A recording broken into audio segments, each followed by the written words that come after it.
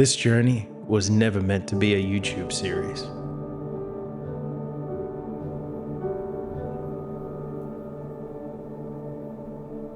After living in Japan for 26 years, I began to suspect that I'd quietly stopped seeing it. Not consciously, nothing dramatic. It happens gradually.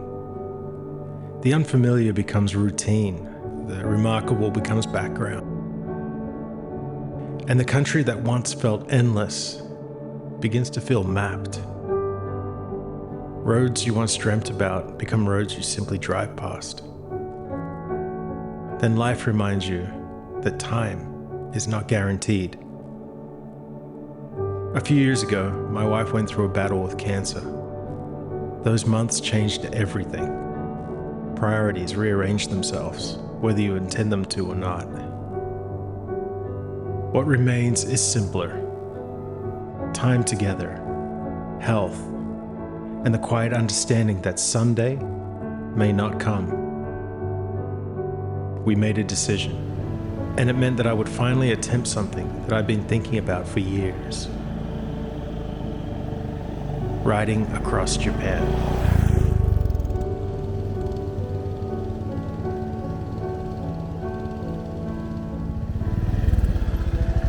The idea didn't arrive fully formed. It began during a small winter ride through Kagoshima, a trip I called Riding the Lobster Claw. A few days on the road alone, camping in the cold, rediscovering the simple rhythm of travel. On the way home, exhausted and quiet inside my helmet, I realized how much of Japan I still hadn't truly experienced. That was when the idea of Project 47 appeared, riding every prefecture of Japan, slowly, one at a time. Not to conquer distance, not to prove anything, but to rediscover a country that had become too familiar. Traveling alone by motorcycle strips life down to the essentials. You wake up with the light, you pack your tent, you ride until something makes you stop. Days become practical, immediate, physical. The future shrinks into the next fuel station, the next town, the next place to sleep. There is freedom in that simplicity. There is also fear. Okay, this is terrifying. I can't see anything. I'm not 20 years old chasing adrenaline. I feel risk differently now. I think about consequences in a way I never did when I was younger. There are nights when I camp in places where bare warnings are posted at trailheads. Nights where storms roll in and pin me down inside my tent for hours, listening to the wind and rain with no phone reception, and no one knows where I am. Ooh, she's blowing like crazy. Nights where solitude feels less romantic and more like exposure.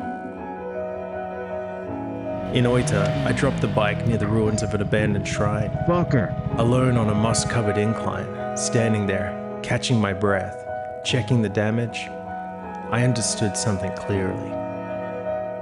This journey was no longer an idea.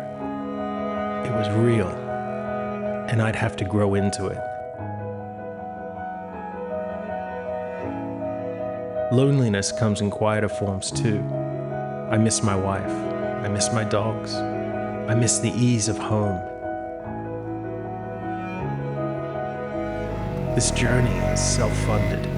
Every kilometer, every campsite, every repair comes from the same pool of savings we chose to spend on living instead of accumulating.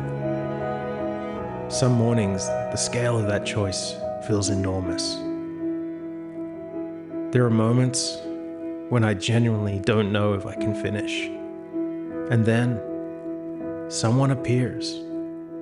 A campsite neighbor sharing a beer. A ramen shop owner reopening after closing. A stranger helping me find a road. Another rider waving from the opposite lane.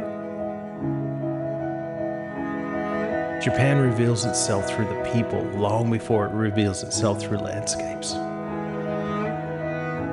For someone who has never considered himself particularly social, This has been one of the most surprising parts of the journey. I find myself talking more, listening more, staying longer in places because of the conversations rather than the scenery. Each encounter leaves something behind. A small shift in perspective, a reminder of kindness, a widening of who I am. The road is changing me. There are still storms ahead, still long roads, still nights alone in the forests and mornings filled with doubt. But there are also people I haven't met, roads I haven't ridden, parts of Japan I haven't understood. And that's enough to keep going. Because sometimes the purpose of a long road is not to arrive somewhere new. It's to remember why you started moving in the first place. And somewhere between fear, solitude, kindness, and motion, I'm rediscovering Japan and myself, one prefecture at a time.